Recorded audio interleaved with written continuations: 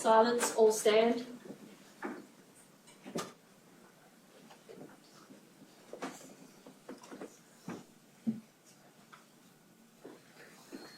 Please be seated. Yes, Ms. Finesse. Thank you, Your Honour. Mr Ridsdale, can you hear me? Yes, I can hear you. We can't hear you, unfortunately. Perhaps you can speak again.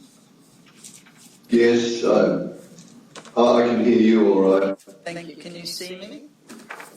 I can see you, yes. Thank you.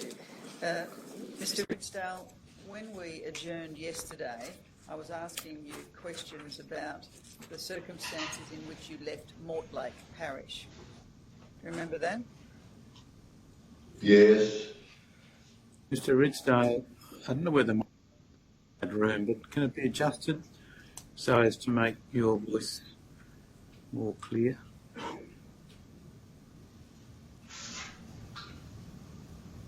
Try now. Mr Ridsdale? Is that better? That is better. Thank you. You still have the bundle of documents with you, Mr Ridsdale? Yes, I have. Can I ask you to turn to tab 18 of that bundle?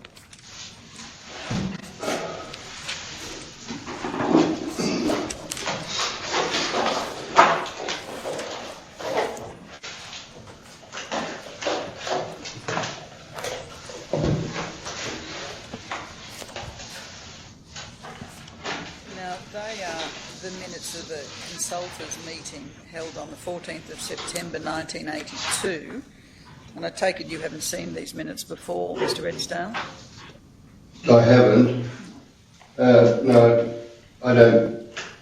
We don't get to see consultants' meeting minutes. Now, the minutes recorded at this meeting, and firstly, Bishop Malkerns, secondly, Monsignor Leo Fiscalini, and thirdly, Father Henry Nolan, Vicar General. Now, just stopping there, from the evidence that you gave yesterday and the documents which have been tendered, the documents reveal that each of Bishop Malkerns, Monsignor Fiscalini and Father Nolan all received complaints about your conduct in Mortlake. Do you remember that from the evidence yesterday? Right, I do. And Yes. indeed, Father Nolan said that he spoke with you about those complaints. Remember that was in an interview? Yes, I remember that. I remember that bit. Now, the next attendee at the consultants' meeting is George Pell. Do you see his name there? I see his name, yes.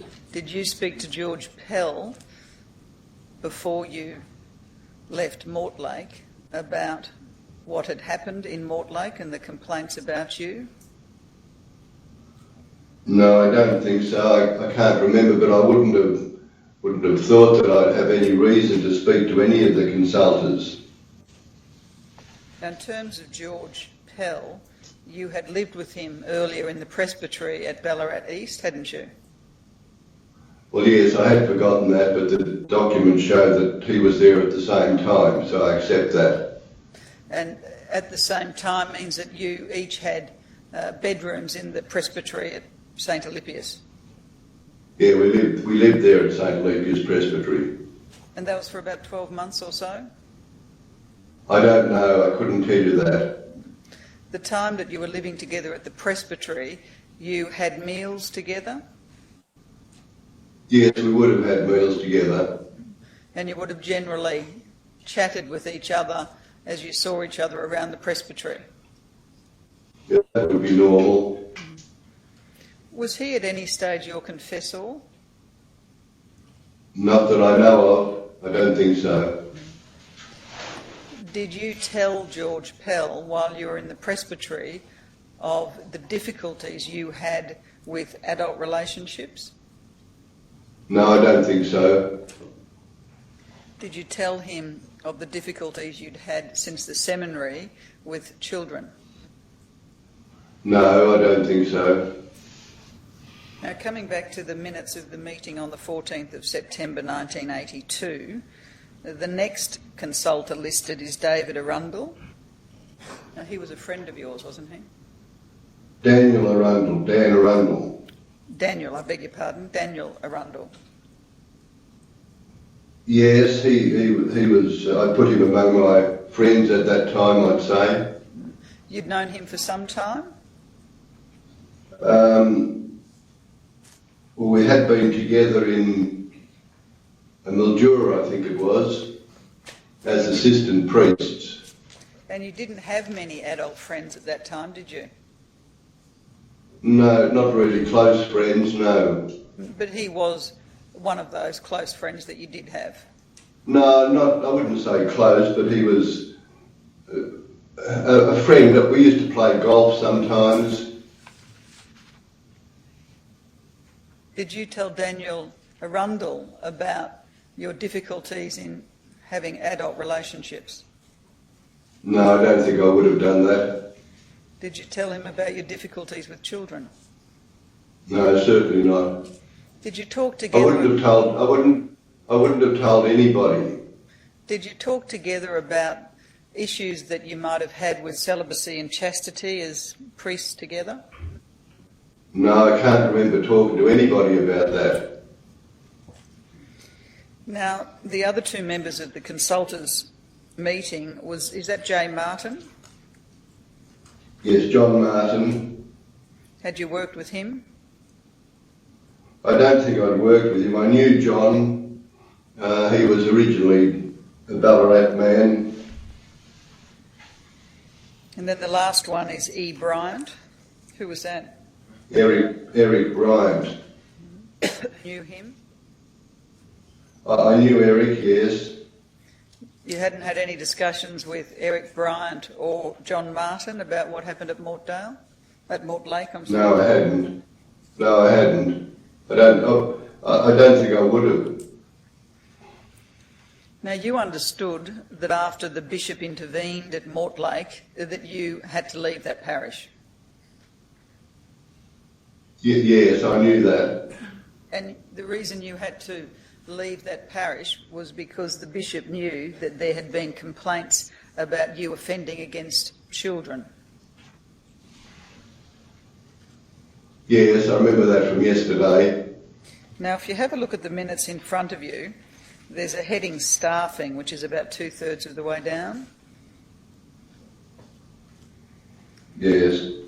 And I'll read for you what's in that paragraph.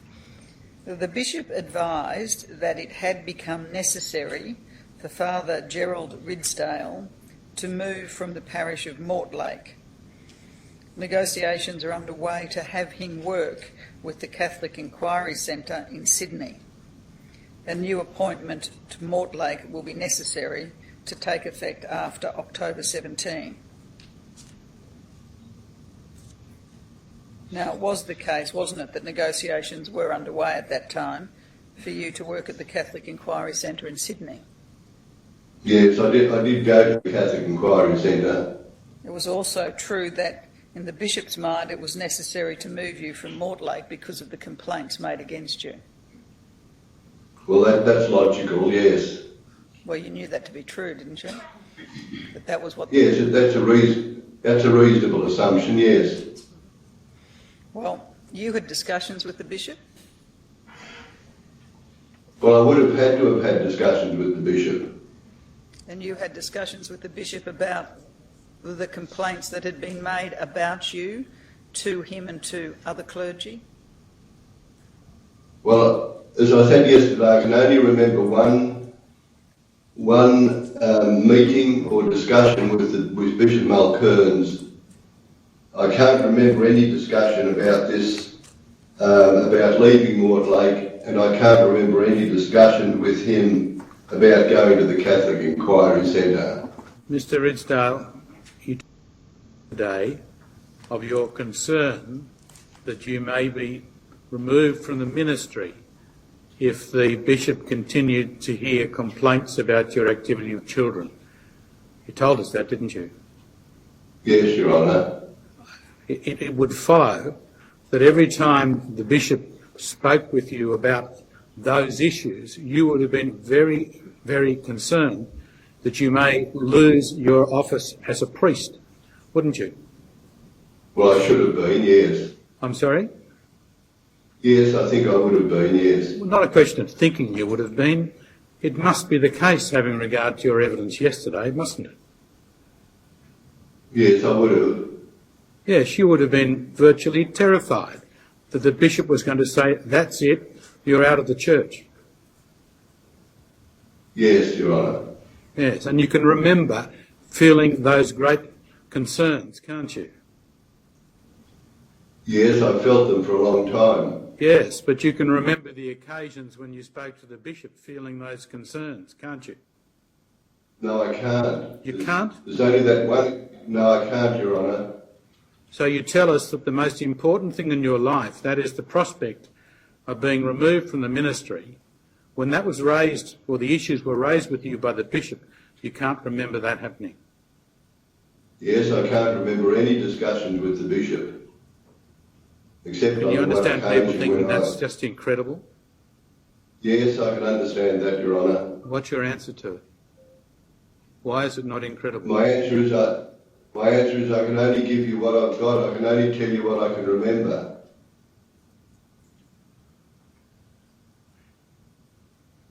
After Bishop Malkerns sent you to counselling with Father Augustine Watson, didn't he? Yes, he did. And you understood Father Augustine Watson to be a Franciscan monk? Yes, he was a Franciscan monk and a psychologist. Can you turn to tab 107, which is the interview you held in 1994?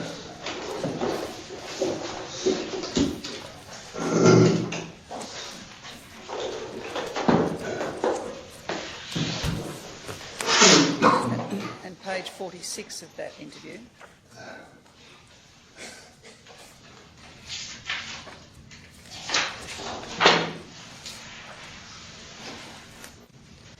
You first saw Father Watson in or about September, October 1982 after you left Mortlake, didn't you? Well, I can't remember that, but if that's when I can't remember dates. But you remember years, it was but after. if that's the case, I remember going to Father Augustine Watson. And you remember going after you left Mortlake? Yes, I don't remember exactly when it was, but it could have been after I left Mortlake. You describe on page 46 the kind of therapy that he was engaged with you, and you describe it that he was a devotee of logotherapy, which was a therapy right. devised by Viktor Frankl. Yes. And part of his therapy with you was to do with your spirituality and your relationship with God. Yes, that would have been part of it. And you describe that, and I quote, one of his strongest things, his being Father Watson, was to stay close to the Lord and respect your priesthood and more spiritual kind of stuff. You see that? Yes, I can see that now, yes. Can you recall now what benefit you received from the therapy with Father Watson?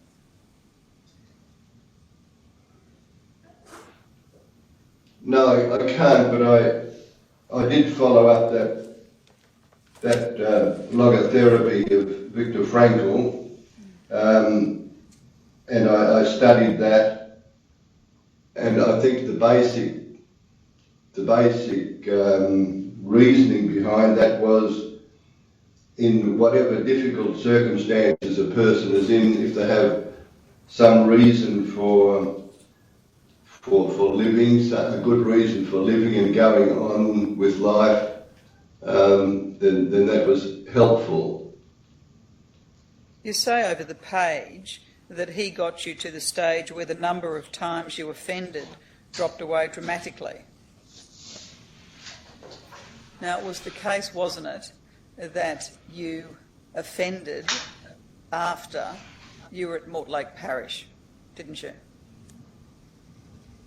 Yes, I did. And you offended during the counselling you received by Father Watson. Well, I'm not sure of that. I wouldn't know dates or circumstances there. I'm not sure of that. Do you recall now seeing Father Watson intermittently or otherwise between 1982, when you finished at Mortlake, and about 1988 or 89, when you went overseas for treatment? Yes, but I don't know for how long or how many times it would have been. No, but leaving aside... but I do... It was Father Augustine Watson that recommended the treatment centre overseas, because he told me he had been looking around for some kind of treatment centres for priests or religious who were in difficulties and needed treatment. So he went to, I think it was a place in England to have a look, and then a place in the United States. When you say who were in difficulties, Mr. Ridsdale, when you say who were in difficulties and needed treatment, you mean who were sexually abusing children and others, don't you? No, not always, because knowing from some of the people who were in therapy with me, some of them simply had issues with their vocation, with their priesthood, with their ministry, and deciding whether they should go on or whether they should drop out. But the majority would have been priests and religious who had sexual problems with children or with adults. Now, coming back to your interview, which is in front of you, after the paragraph I've just taken you to, you then refer to beginning with the Catholic Inquiry Centre, where your job was to answer all the letters and inquiries that came in from non-Catholics in Sydney, and also doing PR work. When you were appointed to the Catholic Inquiry Centre to do that job, did Bishop Mulcairns impose any conditions on you as to what work you could do while in Sydney? No, none that I can recall. Did anyone else? Me. I beg your pardon? No, I can't recall anyone, the bishop or anyone else, putting any restrictions or limitations or conditions on what I was doing. And by anyone else, you mean anyone in Sydney or in Victoria involved with the Catholic Church? Anyone yes, both. Now, you say that part of your work was to get yourself invited to different parishes and go for a weekend, preach about the work and take up a special collection. Now, I take it you mean by special collection money from the parishioners, is that right? Yes, money, yes, that's right. And then you'd arrange to be in Victoria every 6 weeks or so to see Father Watson. That's right, yes. Now, while you were at the Catholic Inquiry Centre and seeing Father Watson, you offended against children, didn't you? Yes, I did. On the next page, there's reference to a charismatic prayer group. Did you run a charismatic prayer group in Sydney? No, I didn't run it. I didn't run the group. I joined the group. The group had been existing a long time before I went there. Was that group in a particular parish?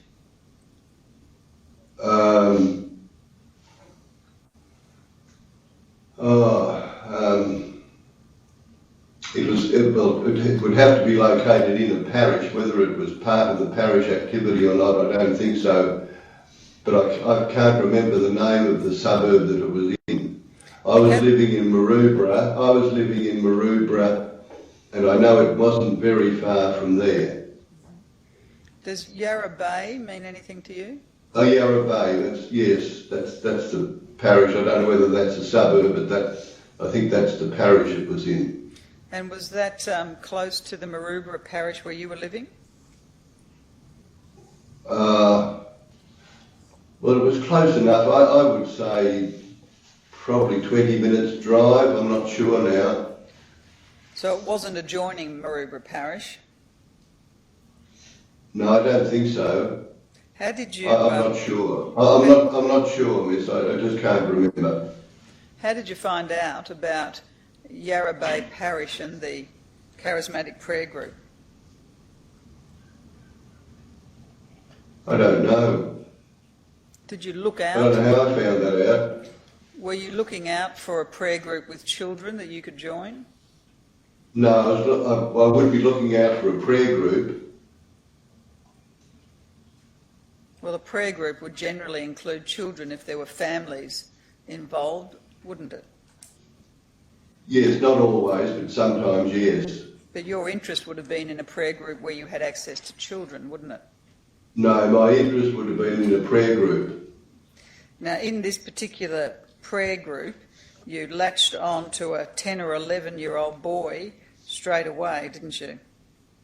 That's right, yes. And you became friendly with the family. You had a computer and a keyboard that you used because the boy was interested in keyboards, and you lent him the keyboard, didn't you? Yes, that's right. And in your words, you wormed your way into his family. Yes, that would be right. Now, at this time, you were relieving for at least 3 weekends at the parish of Bulli, weren't you? Bulli, I don't remember. I don't remember being in Bulli at all, but that could be so. Have a look at the last paragraph before the blacked out material on page 48 in front of you, Mr. Ridsdale. On page 48. Yes.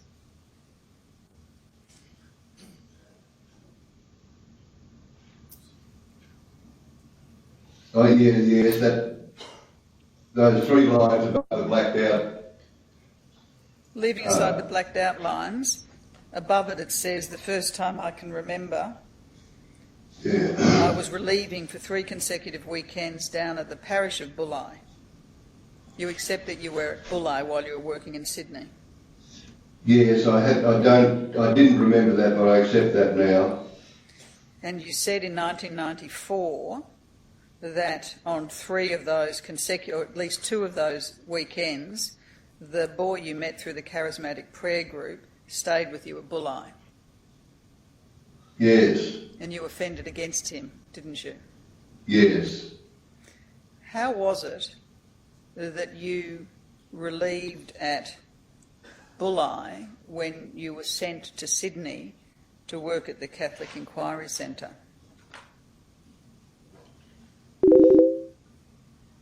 I presume that would have been part of the PR work and the collecting for the inquiry centre. So that's the only reason I can think. That's the only reason I can think of why I would have been in Bulli, but I'm not sure why for 3 consecutive weekends. did you need to get the approval or consent of anyone to visit a parish that was not your own parish and do work in that parish? I would have had, for any time that I went away from the Catholic Inquiry Centre, I would have had to have the permission of the director and the permission of the parish priest to the parish where I was going for the weekend. So in this case, to go to Bulli, you would have had the approval of Father Fitzpatrick, who ran the centre, and the approval of whoever was the parish priest at Bulli. Yes, I would have had to have had that. Is that approval in writing? No, it would have been just verbal with Father Fitzpatrick and by a phone call with the parish priest, as far as I know, as far as I remember. You made the phone call to the parish priest? Well, either that or sometimes the parish priest would phone the Catholic Inquiry Centre, and often when I would go or be invited to a parish, the parish priest would use the occasion to have some time off. So if I went there to do to say the masses and to preach on a weekend, he would possibly go away for the week before and the week after. He'd have 2 weeks holiday. Is it the case that the parish priest at Bulli wasn't there when you were there? No, he wouldn't have been there. I would have been filling in for those 3 weeks while he was either sick or away, I would say. Was there any other priest working at Bulli when you were there? No, not that I know of. You didn't see in the presbytery any other priest? No. You were living No, there? I'm pretty sure there was no one else there. But I can't remember being there. But most of the parishes that I went to for weekends, it was only a one-man parish, one priest parish. Bulli I can't remember, and I don't know the priest that was there. I can't remember that. Can you turn to tab 95 in that volume in front of you?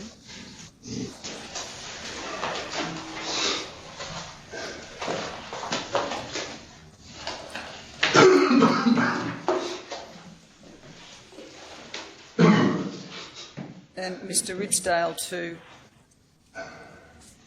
orient you to time, you left Mortlake Parish in about August or September 1982. You started work at the Catholic Inquiry Centre in November 1982. You were relieving at Bulli Parish in 1983. Now you accept those dates? I accept those, yes. Now looking at the document behind tab 95, it's dated the 2nd of September 1993, and the first paragraph indicates that the author of the file note, Brian Williamson, contacted the officers of Cardinal Clancy and in the company of another attend Cardinal Clancy at interview on the 2nd of September 1993. And then they set out what Cardinal Clancy advised. Now, the second paragraph notes that Cardinal Clancy advised that your initial transfer to Sydney was arranged between Cardinal Clancy's predecessor, Cardinal Freeman, and Bishop Malkerns, and there were mutually agreed conditions, but Cardinal Clancy couldn't recall the exact details, although when he came to Sydney in April 1983, he became aware of Father Ridsdale at that time. Now, just turn over to paragraph 12, which is on page 2.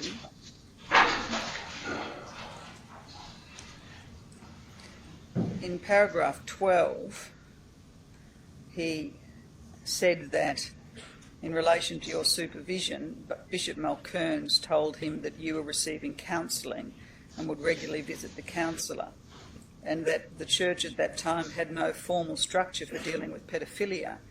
However, the mutually agreed conditions for your transfer to Sydney, Cardinal Clancy said, was firstly that you would work at the Catholic Inquiry Centre, secondly, you would not be in contact with children, and thirdly, you would continue with counselling. Now, were you told it was a condition of your working at the Catholic Inquiry Centre that you would not be in contact with children? No, if I was, I can't remember it. If you were, you didn't follow it, did you? No, I didn't. Did you continue with your counselling for the 3 years you were in the Catholic Inquiry Centre? I think I did. I think I was in contact with Augustine Watson until I went overseas for treatment. Just But coming I back. don't know how often, I don't know how many times or how regularly it would have been. Come back to paragraph 3 on the first page.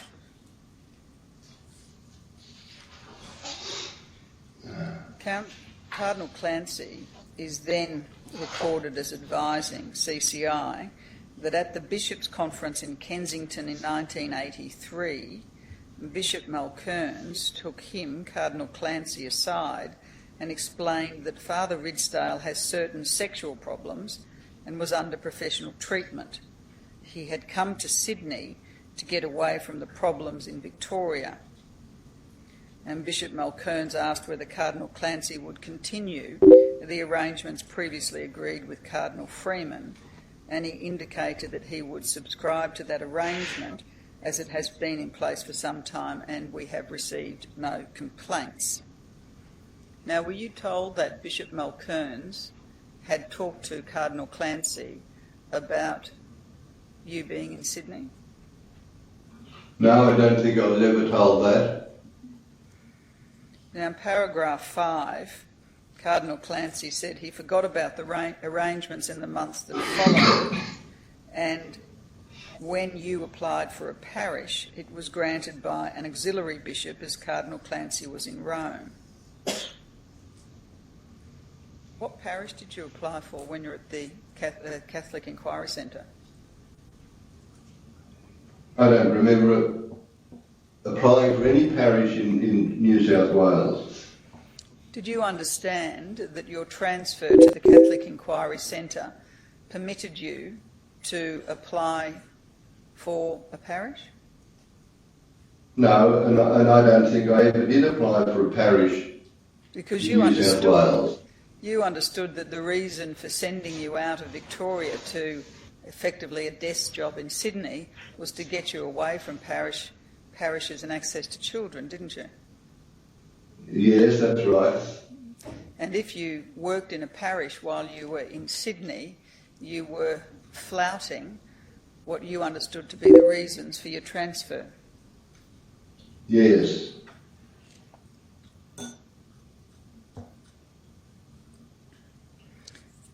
Now, Cardinal Clancy then says in paragraph 6 that he forgot about you, and then he received a letter from a family complaining that you had sexually abused their child, and then says that when that letter arrived, he arranged for Father Lucas and Father Usher to see the family. While you were in Sydney, did you have any contact with Father Lucas? I don't know. I think Father Lucas was at the cathedral, and I think I met him when I was at the cathedral for lunch. That's the only time I think that I've met Father Lucas. I don't know why I remember him. Father Usher, I don't remember. Did Father Lucas talk to you about sexually offending against children? No, I can't remember him ever talking to me. Unless it was the cathedral I went for lunch, I don't remember that, miss. Did he talk to you about a complaint having been made to the Cardinal about you offending against a child? No, I can't remember anything of that nature. You say you can't remember it. Is it the case that it could have happened and you now don't recall it? Yes, it could have happened, yes. Mr. Ridsdale, when you spoke with Bishop Malkerns about your sexual offending, do I assume that you understood and he understood that you were both talking about you having committed criminal offences? Yes, Your Honour. There can be no doubt about that. You both knew you were talking about you engaging in criminal activity. Yes, Your Honour, yes. Now, did anyone, either Bishop Malcairns or anyone else in the church, ever indicate to you that they were going to go and tell the police about what you'd been doing? No, I don't think so. What about when you were in Sydney? Did anyone talk to you about your criminal activity in Sydney? No, I can't remember, Your Honour, anyone ever doing that. You can't remember anyone ever talking to you about it? No. Did anyone tell you that to the police or wouldn't report you to the police? I'm sorry I missed that. Did anyone tell you that they would not go to the police or would not report you to the police? No, I don't really understand. Would you just repeat that, please, Miss? I must have missed something there. Your Honour asked you whether you were told that you would be reported to the police, in particular by Bishop Malcairns, and you said no. Yes. I'm asking you whether, let's limit it for the moment to Bishop Malcairns, told you at any time that he would not report you to the police. Oh, no, I don't think so. Just turn to tab 64, Mr. Ridsdale. Now, when you were at the Catholic Inquiry Centre in Maroubra, Val Leal, L-E-A-L, was the secretary of the centre. Yes. And while you were at the centre, you and Father Fitzpatrick, who was the director, lived there. Yes, that's right. There were two houses beside each other. The Catholic Inquiry Centre was one, and Father Fitzpatrick and I lived in the residence beside it. And you had a housekeeper? Yes, there was a housekeeper there. And while you were there, Father Fitzpatrick travelled a lot and used to go away for weekends or a few days at a time preaching in parishes to raise funds. Yes, he also did that. Did you tell Father Fitzpatrick why you left Victoria and why you were in Sydney? No, I don't think I ever did that. Did you know whether Bishop Malcairns told him that? No, I've got no way of knowing that. Father Fitzpatrick didn't speak to you about his knowledge of your problems? No, he didn't.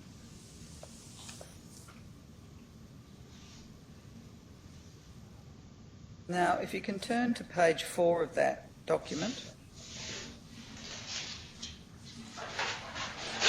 On page 4, Ms. Leal describes you as a bit of a loner, but that you had lots of visits from children who you had befriended since you arrived. That's true, isn't it? Yes, I did have children there sometimes. And you visited the Maroubra Beach parish frequently, didn't you? The Maroubra Beach. You were living I don't understand that. We were living at Maroubra was the parish where we were. Was there What do you mean by visit the parish? Well, there was a Maroubra Beach parish as well, wasn't there? Next door, yes. So that was a separate parish from the parish you were living in. That's right. And you visited that parish from time to time, didn't you?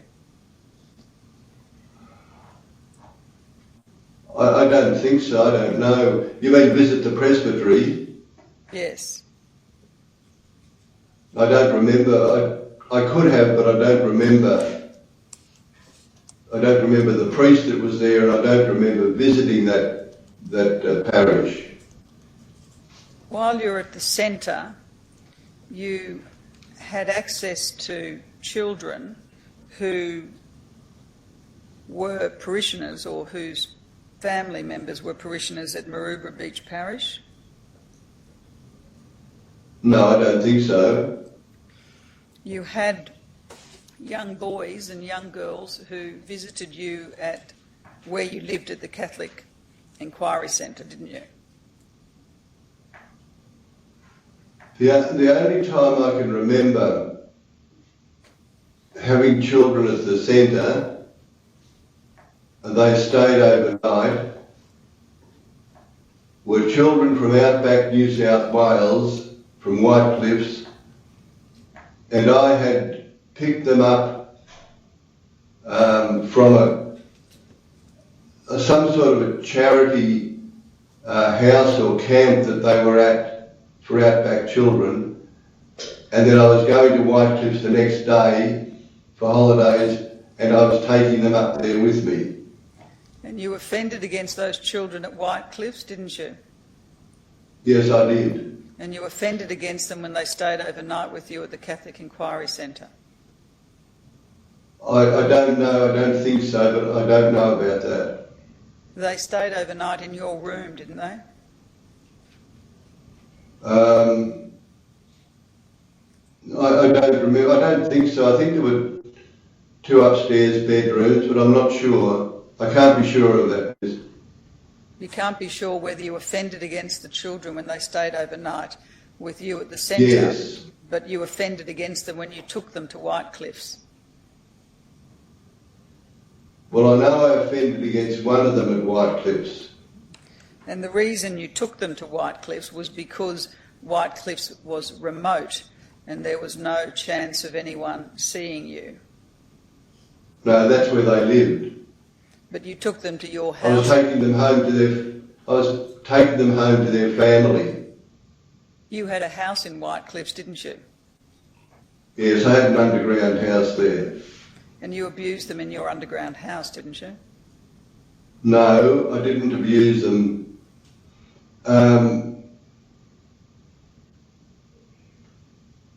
The boy was the one that I abused, and that could have been in my underground house, but I can't be sure of that.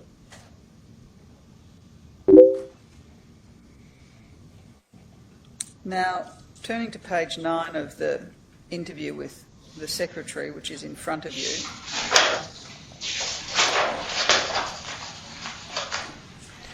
Do you remember who the assistant priest was at Maroubra between 82 and 85 when you were at the centre?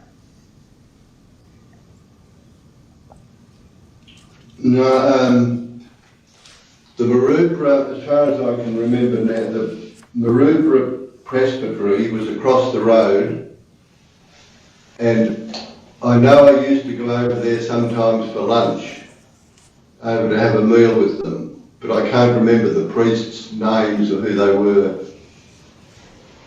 Ms. Leal said that the assistant priest said to a member of her staff that he knew very well the activities of you and was vocal about it.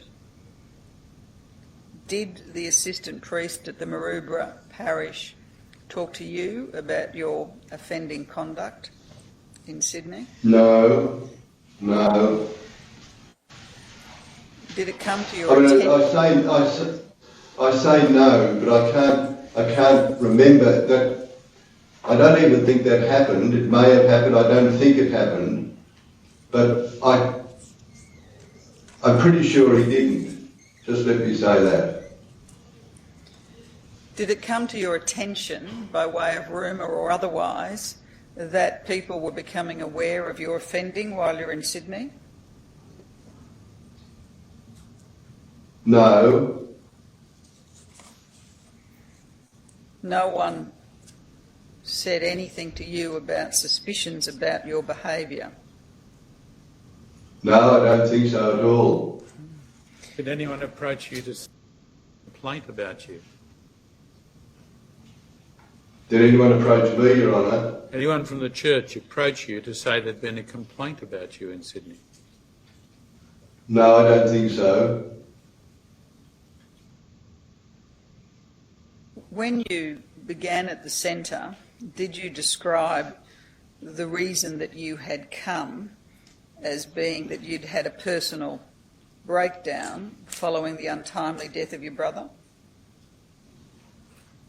No, I don't remember that, miss. Did you have a brother who died around about Yes, I did. the early 80s? Yes, I can't remember what year he died. I think he was 41 years old and he was born in 1935. So whatever that makes it. Did, if you had said that to the centre staff, it would not have been true that that was the reason you were away from the diocese and in the centre, would it? No, it wouldn't have been true.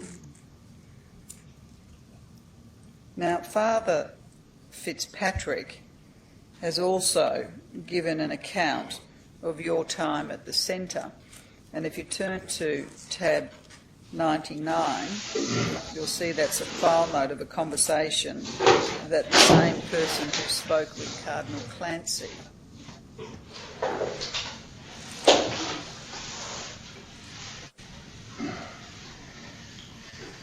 Now, you'll see there in the second paragraph that Father Fitzpatrick said that Bishop Mulcairns told him that the transfer was a result of sexual matters, although details weren't provided.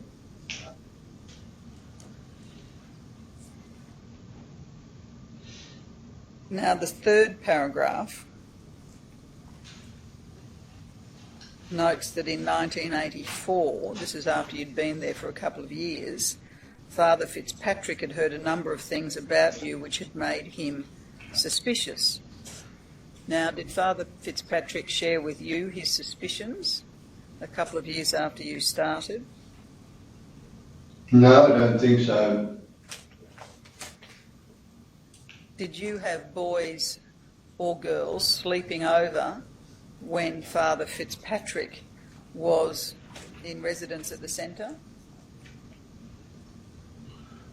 No, I think the only time I can remember having anyone sleep over there was that occasion when I had that boy and the girl to take back home to White Cliffs. Was Father Fitzpatrick there at the time? I think so. Did Father I Fitzpatrick... think he would have to. I think he would have had to have been there because I was going on holidays the next day, and there would have had to have been someone. He would have had to have been in residence. Did Father Fitzpatrick say anything to you about having a child staying overnight? No, I don't think so. Now, you said that the work at the parish of Bulli was supply work in the sense that you were relieving. Yes. Was there any other parish you relieved in while you were at the centre?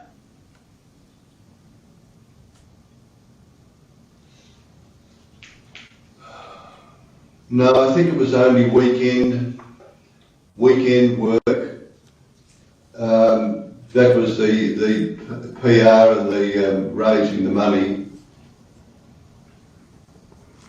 Was there an occasion at a school in Campbelltown where you offended against a child?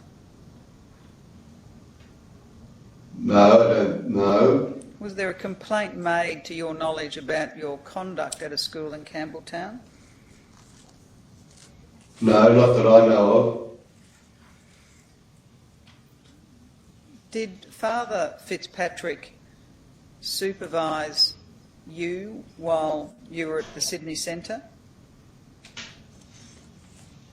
In what sense do you mean supervise? In any sense, did you feel you were under his supervision? Only as far as the work was concerned.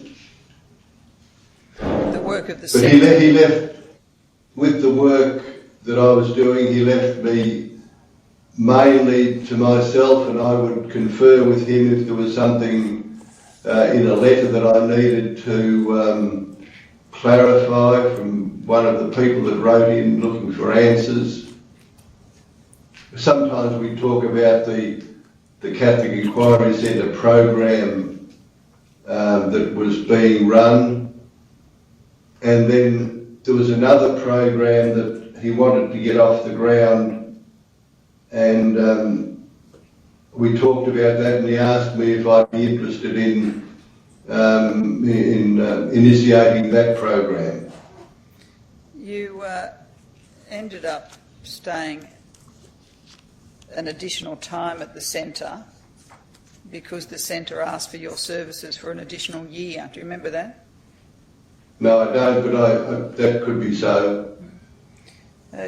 Your Honour, the Royal Commission received an email from Father Fitzpatrick setting out his further recollection of his dealings with Father Ridsdale, as he then was, and I tender that email. Does Mr. Ridsdale have a copy of that? Yes, he does, I'm told. Well, yes. No.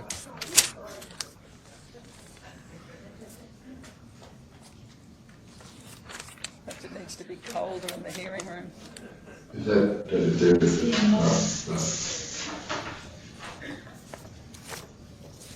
We'll make the email Exhibit 2834.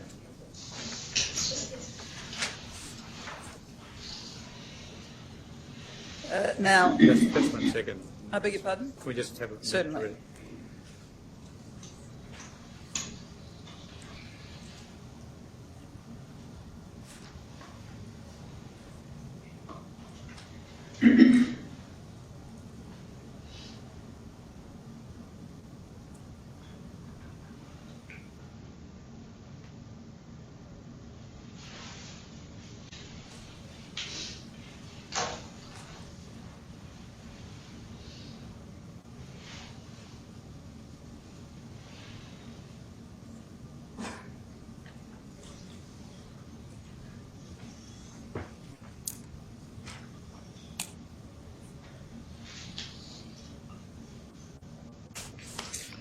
Yes.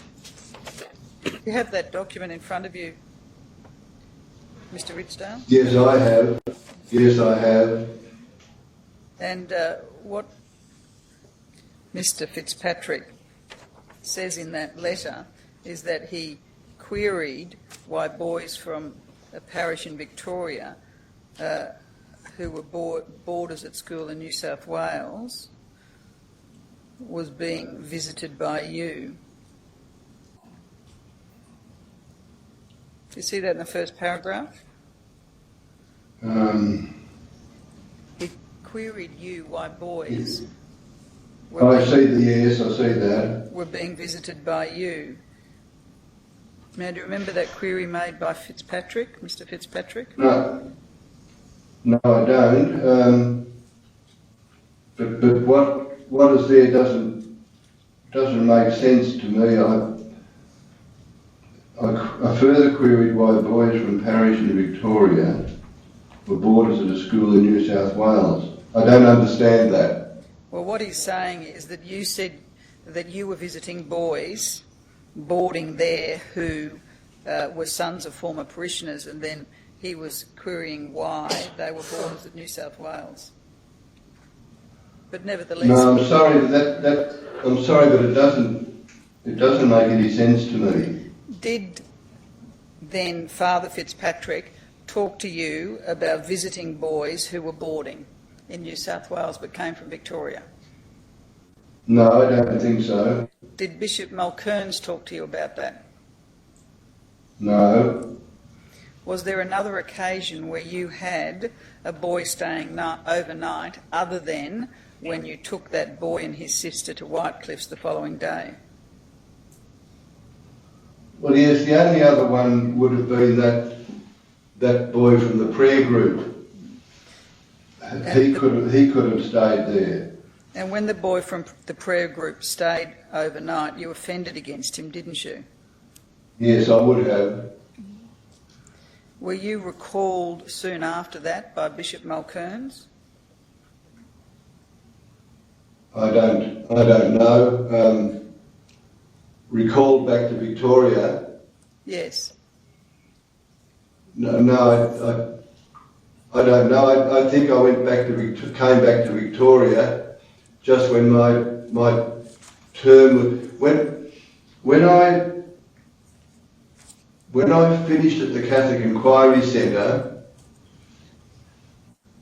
I think I was given a bit more time to stay in New South Wales, and as far as I remember, I was approached by another New South Wales bishop to see if I was interested in going to a parish where I think the parish priest was either retiring or was sick, and I was asked if I would go there, and I think it was for 3 months. I might be able to think of the name of the place if I just have a minute, but I think it was Woy Woy. Who was the bishop who The parish of Woy Woy. Who was the bishop who approached you, Mr. Ridsdale?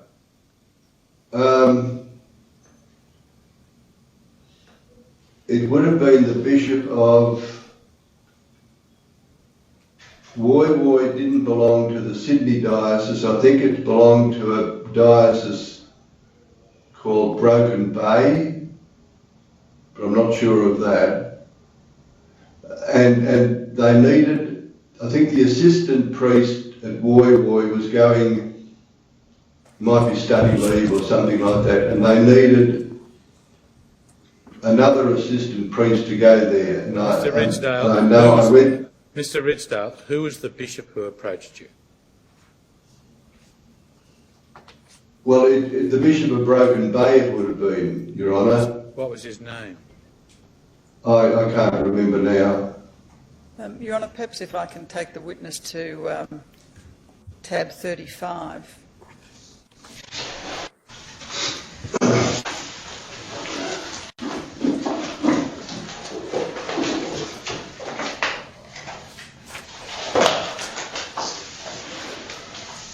Mr. Ridsdale, this is the agenda of the College of Consultors for the Archdiocese of Sydney on the 5th of March 1986.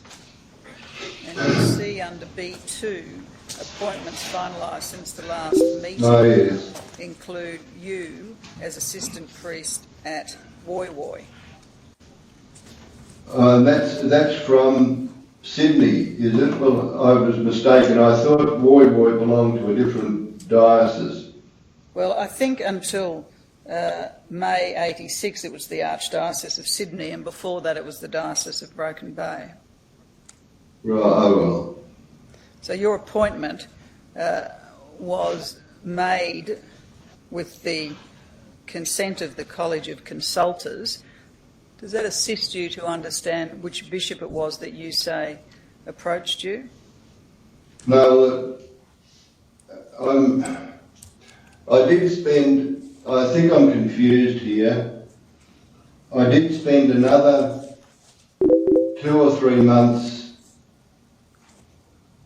in Forestville. You spent some time in Forestville. Forestville, and Forestville, and I think that belonged to Broken Bay, did it? Turn to the next tab, Mr. Ridsdale, 36. Yes. This is meetings of the College of Consultors on the 5th of March 1886. So that's the minutes that relate to the agenda I just took you to. And you'll see present at that meeting is Bishop Crennan, Bishop Murphy, Bishop Heather, Bishop Heaps, Bishop Robinson, a reverend, and 2 reverends. Now, which of those bishops spoke to you about either Woy Woy or Forestville? I don't recognise any of the names. I don't remember who it was. See, it mightn't have even been a bishop. It might have been a bishop's secretary. I can't remember, Miss. Turn to page 3 of that document.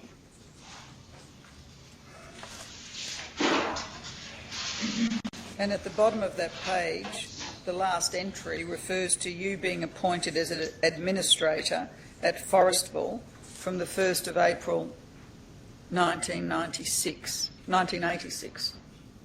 That's right, yes. Now, just if we can go back for a moment to the Catholic Education Centre.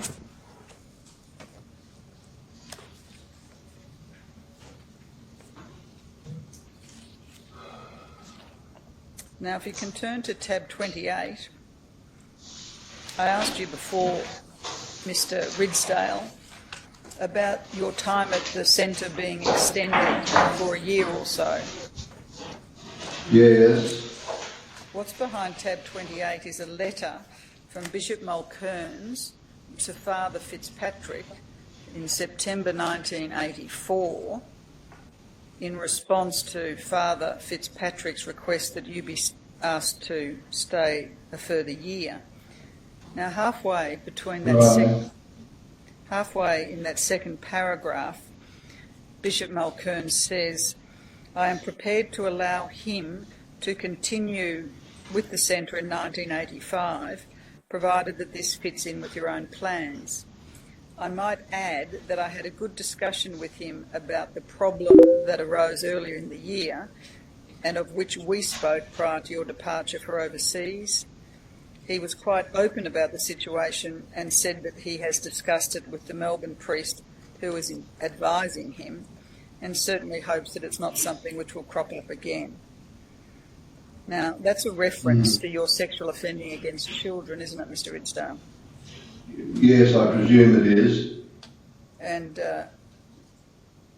Bishop Mulcairn spoke to you early in 84 about your offending, didn't he? Yes. And you were at that time being counselled by Father Watson, who was a Melbourne priest? Yes. And you were open with Bishop Mulcairns about your offending and your counselling with Father Watson? Yes, I would have been. Now just turn over to tab 30.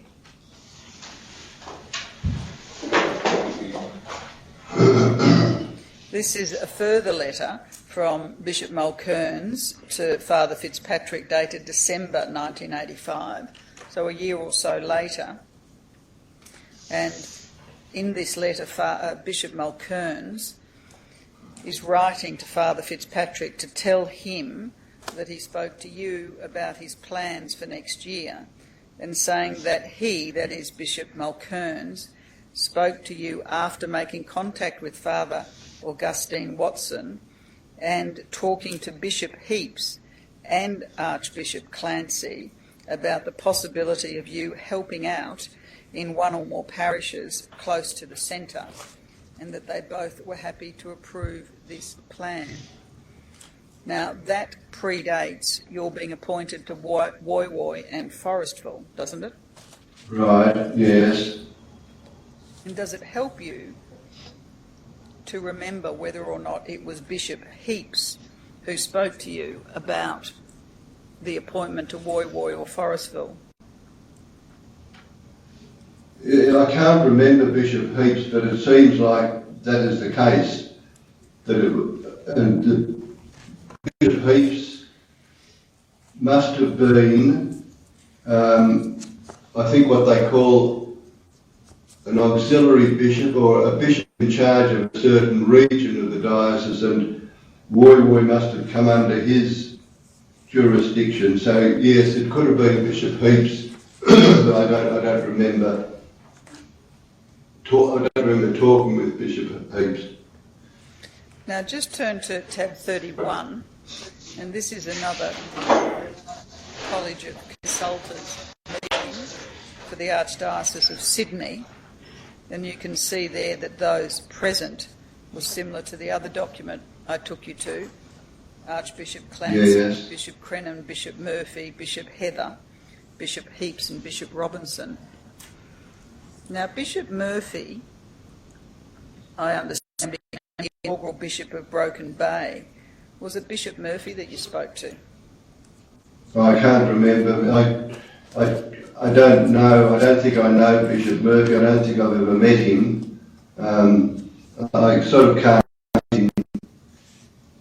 Now, But sometimes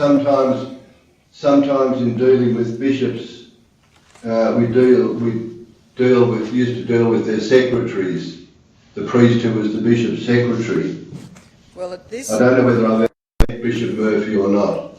At this meeting where Archbishop Clancy was present, mention was made on page 3 at the top of that page of your availability during 1986 to work in the diocese.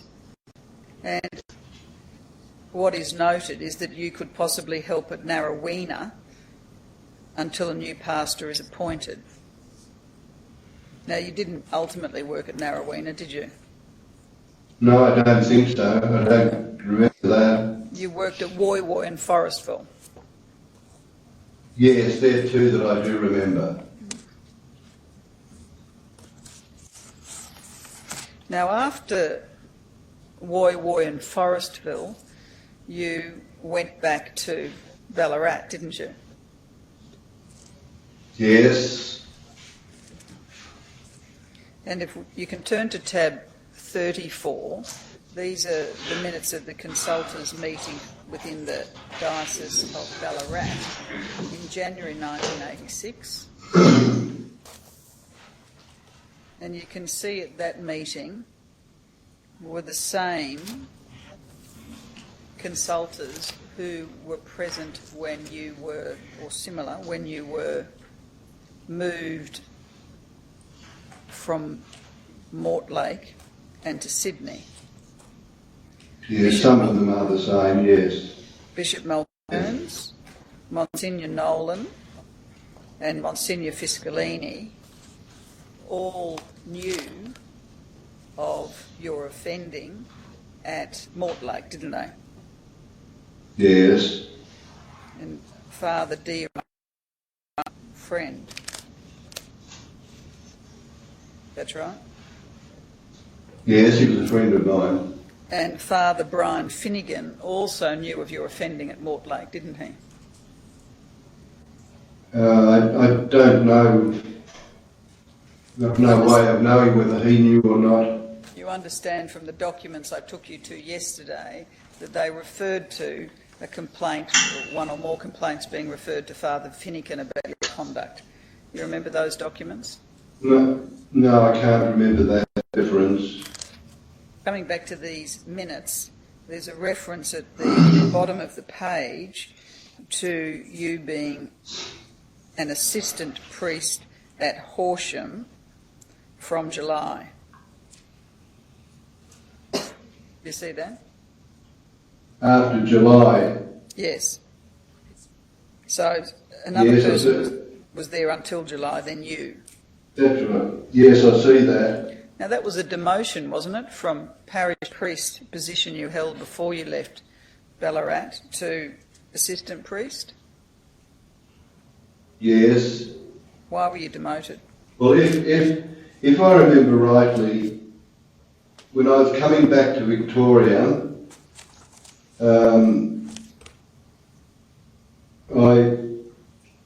as far as I remember, I asked that the parish priest at Horsham had been a good friend of mine, Father Frank Madden, and I asked if when I came back to Victoria, that I could be placed with Father Madden as his assistant in Horsham. I mean, at that stage in my life, being parish priest or being assistant priest didn't matter. So talking of demotion is just not, it's irrelevant. But I think this is what I asked for because would like to work with Father Frank Madden. Did you understand him to be supervising you and monitoring your progress in relation to offending against children? Well, I didn't know that, but that could be the case. You offended in Horsham. I don't know whether we ever talked about it. You offended in Horsham, didn't you, Mr. Ridsdale? During that time, I don't think so. Well, I'll take you to some details of your offending in a moment, but before you were appointed to Horsham, did you speak with Father Watson, your counsellor, about the desirability of you being placed back in a parish? No, I can't remember whether I did or not. Did Father Watson indicate to you his view about whether you should be placed in a parish? No, I don't know whether I had any discussion with him about going into a parish or not.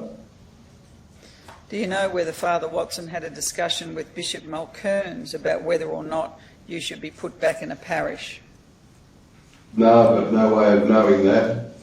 Did you understand that Father Watson's say-so was necessary for you to be put in any parish after Mortlake?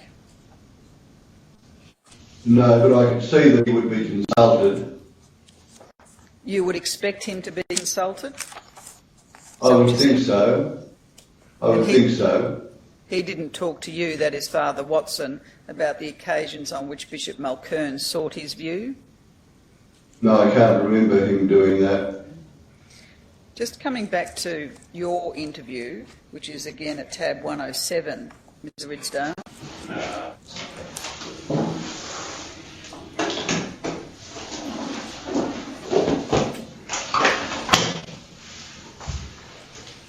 Now, if you can turn to page 50.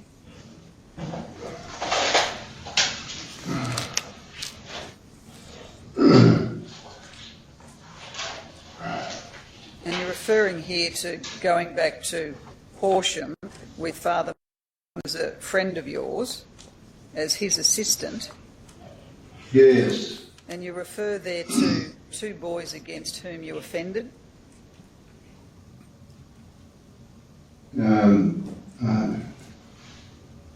Just two. You say just yes, two. I see that there, yes. So it's the case, isn't it, that you offended while you were at Horsham as an assistant priest? Yes, I didn't think that I had, but it looks like that I did. Well, when you say it looks like you did, you told CCI in 1994 you did, didn't you? Yes, that's what I'm saying. According to the document, it looks like I did. I thought that I hadn't offended in Horsham in that time. Now, you were in Horsham between 86 and 88, weren't you? Right. And you had been under counselling since about 1982 by Father Watson, Right. hadn't you? Right. The counselling Right. wasn't working, was it? Well, no, it wasn't. Did you tell Bishop Mulcairns that the counselling wasn't working? No. Did you tell Father Watson that the counselling wasn't working? I don't think so. I'm not sure. Well, you might have told him. I'm not sure, miss. You're not sure one way or the other whether you told him. Yes, that's right. Did you try and find any other form of treatment or counselling during that time? No, I don't think so. Now, complaints started to be made about your conduct at around this time. Isn't that right? Complaints about where... You'd have to be more specific than that. I'm not sure what you're referring to. You're not sure because you offended in so many locations, Mr. Ridsdale, that you need to know the specific location to understand, is it? No, I'm just not sure of what your question was. If you could perhaps put the question again. Complaints started to be made about your conduct at around this time. Isn't that right? Complaints from parishes where I'd been. Yes, and complaints from parents of children you'd sexually abused. Well, yes, we went through those complaints yesterday. There were complaints. But they were made in greater number after you were appointed to Horsham, not necessarily about your conduct in Horsham, but at that point in time. Oh. Well, yes, that could be so. Well, weren't complaints brought to your attention? Not in Horsham. I don't think so. Have a look at tab 39.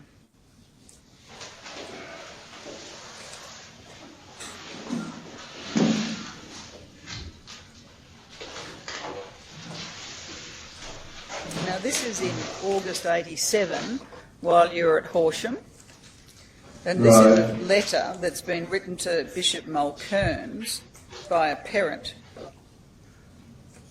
and in this letter it refers to the author of the letter having told a father, whose name I can't quite work out. See on the third line, given to you by Father Brian. Initiative. I beg your pardon? No, I'm not sure what that is. No. Look, it looks a bit like Desmond, but I don't think it is. No. McDermott, does that sound familiar to you? It could be McDermott. There was a Father McDermott. And this letter thanks Bishop Mulcairns for his message that you had been spoken to by Bishop Mulcairns about the complaint by the author of this letter, and that she had asked for you to be removed from all control with young boys. Did Bishop Mulcairns talk to you about this in about August 1987? Oh, I can't remember. At this time, I can't remember him talking to me. I mean, that could be so, but I can't remember. But it was the case, wasn't it, that you remained at Horsham until May 1988, some 9 months or so after this letter was written? Right.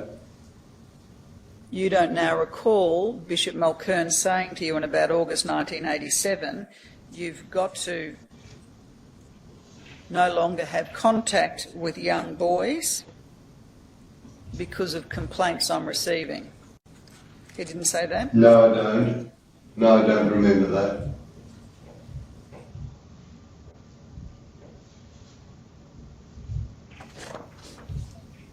Now, Father Madden has also been interviewed by the insurers and their lawyers, and he said at tab 86, if you could turn there,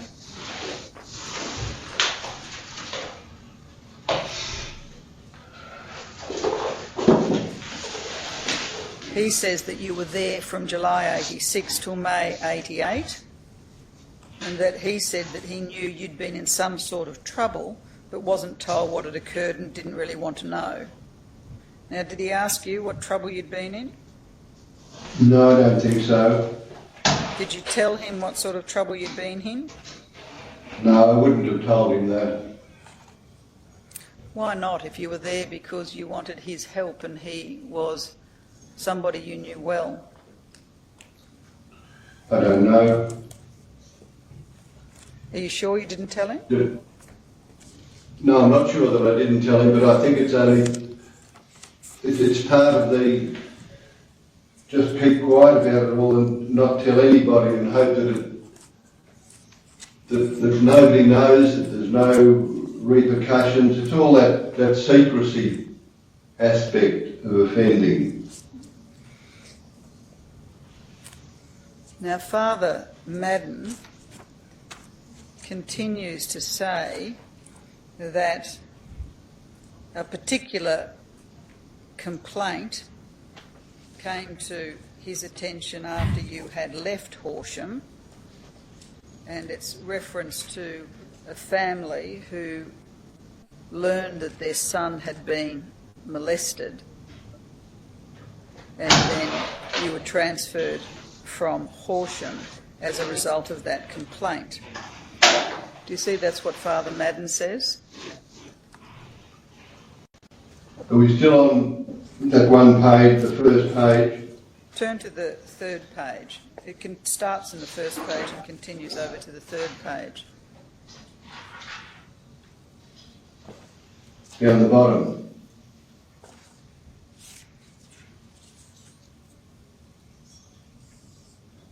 Do you see that Father Madden is saying you were transferred from Horsham because of a complaint that was made about you, in this language, molesting a boy? Now that's what happened, isn't it?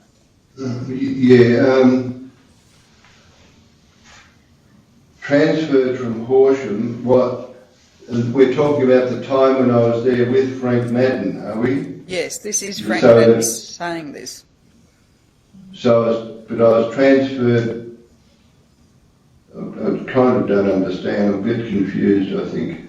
Well, let me help you, Mr. Ridsdale. You abused a boy. The parents came, complained that you had abused the boy, and you were taken out of yet another parish. Does that help? No, it doesn't. Shortly after, you ceased to be an assistant priest at Horsham, didn't you, in May 1988? Yes, I think that was when I left parish work altogether. And you left parish work because of a string of complaints that you had been offending against children for, in fact, decades. Yes. Is that an appropriate time, Aaron? Yes. We'll take the morning adjournment.